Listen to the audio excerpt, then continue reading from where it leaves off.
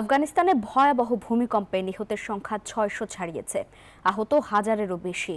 দেশটির পূর্বাঞ্চলে ৬ মাত্রার শক্তিশালী ভূমিকম্পে এই হতাহতের ঘটনা ঘটে। দীর্ঘ হচ্ছে ক্ষয়ক্ষতির তালিকাও, চলছে উদ্ধার তৎপরতা। এমন ভয়াবহ দুর্যোগে আন্তর্জাতিক সহায়তা চেয়েছে আফগান সরকার।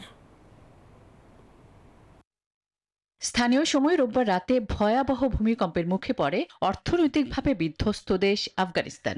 ৬ মাত্রার শক্তিশালী ভূকম্পনে লণ্ডভণ্ড হয়ে যায় দেশটির নানগাহার ও কুনার প্রদেশ সহ বেশ কিছু অঞ্চল। এতে শত শত মানুষের প্রাণ গেছে, আহত হয়েছেন বহু মানুষ। এমন প্রাকৃতিক দুর্যোগে ধ্বংস হয়ে গেছে আফগানিস্তানের পূর্বাঞ্চলের বহু বাড়িঘর। ধ্বংসস্তূপের নিচে আটকা পড়ে আছেন শত শত মানুষ। ফলে হতাহতের সংখ্যা আরও বাড়ার আশঙ্কা করা হচ্ছে। চলছে উদ্ধার তৎপরতা, ব্যবহার করা হচ্ছে হেলিকপ্টারও। ভূমিকম্পের কেন্দ্রস্থল থেকে প্রায় ২০০ কিলোমিটার দূরে আফগানিস্তানের রাজধানী কাবুলেও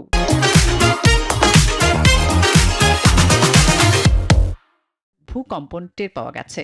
ভূকম্পন অনুভূত হয়েছে ৪০০ কিলোমিটার দূরে পাকিস্তানের রাজধানী ইসলামাবাদেও। এমনকি উত্তর ভারতেও ভূকম্পন অনুভূত হয়েছে বলে জানা গেছে। এমন ভয়াবহ দুর্যোগ সামাল দিতে বিদেশি সহায়তা চেয়েছে তালেবান সরকার। এর আগে ২০২৩ সালের ৭ অক্টোবর আফগানিস্তানে ৬.৩ মাত্রার আরও একটি তীব্র ভূমিকম্পে ১,০০০-এর বেশি মানুষের মৃত্যু হয়েছিল।